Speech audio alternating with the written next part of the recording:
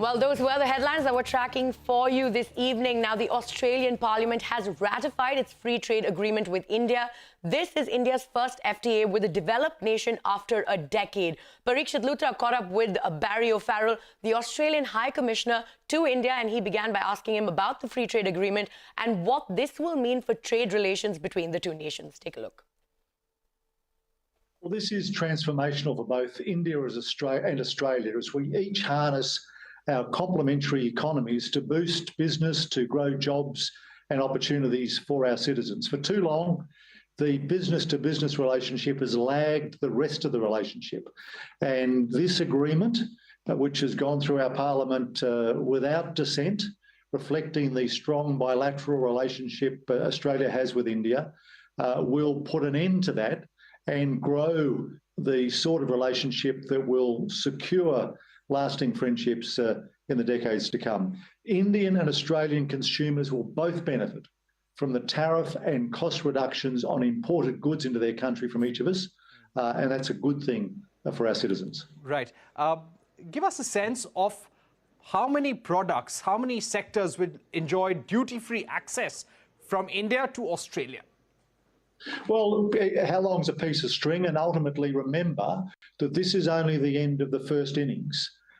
We are both determined to get to the end of the match, finish the next innings, and both have our hands on that closer economic cooperation agreement treaty that we want to. But if I'm an Indian and I'm involved in gems and jewellery, textiles, leather, footwear, furniture, food and agriculture, engineering products and medical devices, I'd be very happy today because your products in Australia are going to be cheaper. That means more demand, more sales and better profits.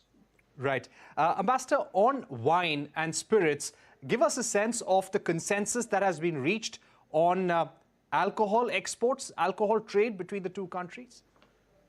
Well, this does reduce the national excise on Australian wines.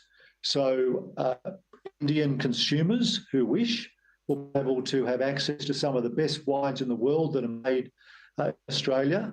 But I have a view that it's been done in a way, as you would expect, to ensure that India's growing wine industry will continue to do just that, to progress as the decades go on.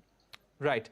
Speaking about the service trade, about the services trade, what would be the significance, the key headlines from the trade agreement on that front? Well, this is a trade agreement that in its own right is a standalone agreement, but is a step on the way to a closer economic relationship. So, for instance, on textiles, the Indian government has estimated that the reduction in price of textile exports to Australia are likely to create an extra 40,000 jobs a year here in India in the textile sector.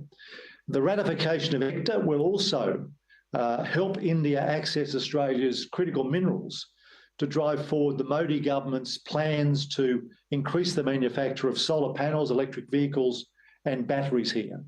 But as you say, there are other sectors that are going to benefit. So, for instance, the EFTA also covers mobility between our two countries, and that's an important piece for the great tech companies of India that do business in Australia, like TCS, like Infosys. It'll make their job in servicing our services sector in Australia easier.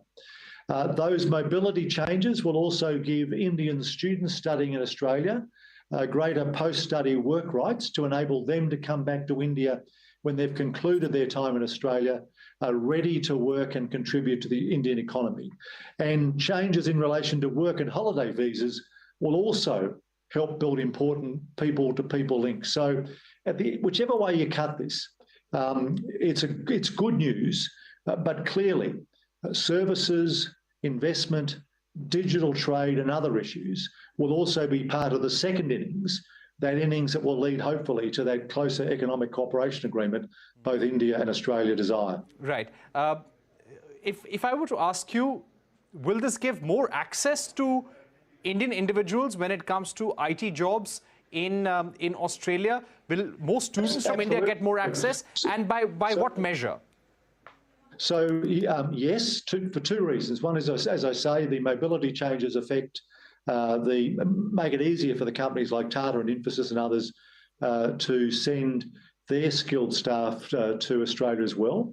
But there have been other changes following a skills summit in Australia, which seek to do that generally. So we have an inquiry into our visa system underway at the present time, and I'm very hopeful that that will, as I've heard a senior minister in India say, benefit Indians, because as the world pivots to a mobility schemes based on skills, India will be the big winner. Right. My final question, what would be the next steps? When does this become operational?